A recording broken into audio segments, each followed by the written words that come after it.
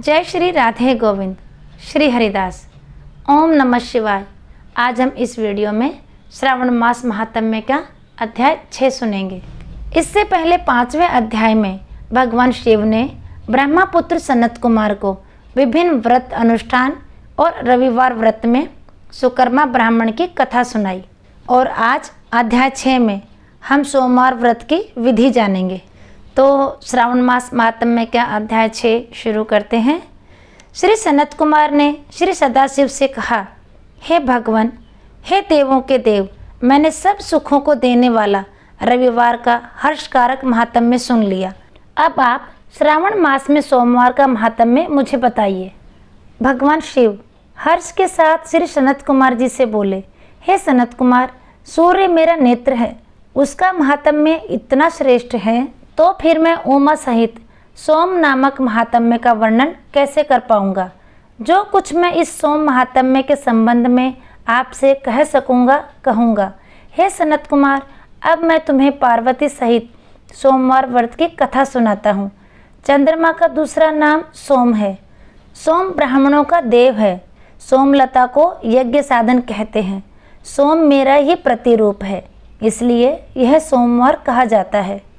चूँकि यह उपासक को उत्तम फल प्रदान करता है, अतः यह सर्वश्रेष्ठ कहलाता है।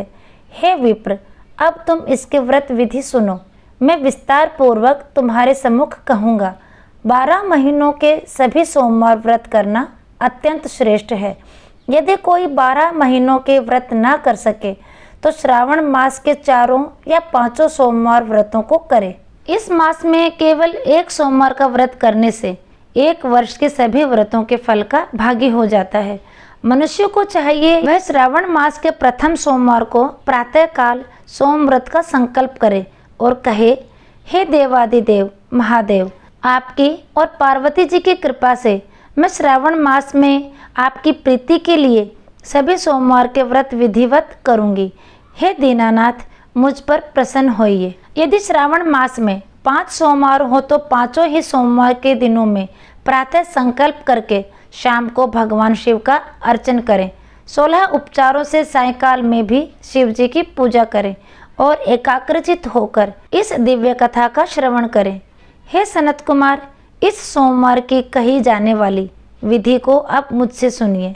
श्रावण मास के प्रथम सोमवार को इस श्रेष्ठ व्रत को प्रारंभ करें। मनुष्य को चाहिए कि अच्छी तरह स्नान करके पवित्र होकर श्वेत वस्त्र धारण कर लें और काम, क्रोध, अहंकार, द्वेष, निंदा आदि का त्याग करके मालती, मल्लिका आदि श्वेत पुष्पों को लाएं। इसके अतिरिक्त अन्य विविध पुष्पों से तथा अभीष्ट उपचारों के द्वारा ओम नमः शिवाय इस मूल मंत्र अथवा त्र्यंबकम मंत्र से शिव जी की पूजा करें और हाथ जोड़कर कहें, हे सर्वशक्तिमान महादेव भगवान, तुम भवनाशक हो। हे उग्र उग्रनाथ, भव शशि मोली, रुद्र, नीलकंठ, शिव, भवहारी, मैं करबद्ध हो आपका ध्यान करती हूँ। इस प्रकार के मनोहारी वचनों से देवादिदेव महादेव का स्मरण करें, उनका विधिवत पूजन करें। उनकी सामर्थ्य अनुसार जो भी यह व्रत करता है उसे प्राप्त पुण्य लाभ इस प्रकार है। जो लोग सोमवार के दिन पार्वती सहित शिव की पूजा करते हैं वे पुनरावृत्ति से रहित अक्षय लोक प्राप्त करते हैं। हे सनत कुमार, इस मास में नक्त व्रत से जो पुण्य प्राप्त होता है उसे मैं संक्षेप में कहता हूँ। देवताओं तथा दानुओं से भी अभेद्य 7 जन्मों का अर्जित पाप नक्त भोजन से नष्ट हो जाता है। इसमें संदेह नहीं करना चाहिए। इसे करने से पुत्र की इच्छा रखने वाला मनुष्य पुत्र प्राप्त करता है और धन चाहने वाला धन प्राप्त करता है। वह जिस जिस अभिष्ट की कामना करता है उसे पा जाता है। इस लोक में दीर्घकालिक वांछित सुख भोगों को भोगकर अंत में श्रेष्ठ विमान पर आरूढ़ होकर वह रुद्र लोक में प्रतिष्ठा प्राप्त करता है। चित्त चंचल है, धन चंचल है और जीवन भी चंचल है, ऐसा समझकर प्रयत्न पूर्वक व्रत का उद्यापन करना चाहिए। धन का लोभ या मोह त्याग कर अपनी शक्ति के अनुसार चांदी के वृषभ पर विराजमान स्वर्ण निर्मित शिव तथा पार्वती जी की प्रतिमा बनानी चाहिए। इसमें धन की कृपणता नहीं करनी चाहिए। एक अति भव्य और सुंदर लिंगतोभद्र मंडल पर घट बनवाकर उस पर तांबे अथवा बांस का पात्र रखकर सबसे ऊपर शिव पार्वती की मूर्ति रखें। तत्पश्चात शास्त्र अनुसार शिव पार्वती की पूजा अर्चना करके फूलों का मंडल बनाकर उस पर एक अत्यंत ही सुंदर चंदवा बांध दे। रात्रि जागरण करते हुए गीत नृत्य का आयोजन करें। अग्नि स्थापित करवाकर सर्वभवनाश आदि 11 नामों द्वारा हवन करवाना चाहिए। भक्त बृहतल आदि की मदद से आर्याय तथा मंत्र द्वारा बेलपत्र का अथवा षडाक्षर मंत्र से हवन करें। पूर्ण आहुति पूरी करके स्वीकृत तथा अन्य आहुतियाँ दें। आचार्यों की भी पूजा करके उन्हें दक्षिणा के साथ गोदान करना चाहिए। 11 विद्वान ब्राह्मणों को भोजन कराकर उन्हें भी 1 घड़ों के साथ बांस के पात्र दान स्वरूप में देने चाहिए।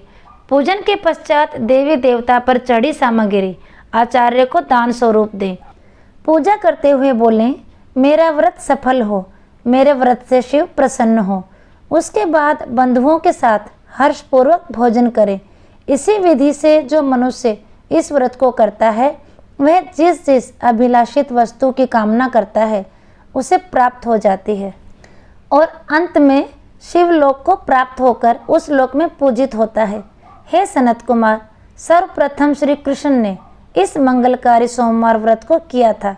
श्रेष्ठ आस्तिक तथा धर्मपारायण राजाओं ने भी इस व्रत को किया था। जो इस व्रत का नित्य श्रवण करता है वह भी उस व्रत के करने का फल प्राप्त करता है। इस प्रकार श्री स्कंद पुराण के अंतर्गत ईश्वर सनत कुमार संवाद में श्रावण मास महात्म्य में सोमवार व्रत कथन नामक 6ठा अध्याय संपूर्ण। अगर आप सबको मेरा यह वीडियो पसंद आया है तो इसे फ्रेंड्स फैमिली में ज़रूर शेयर करें। फिर मिलेंगे अगले वीडियो में। तब तक के लिए सभी को प्रेम भरी राधे राधे। ओम नमः शिवाय।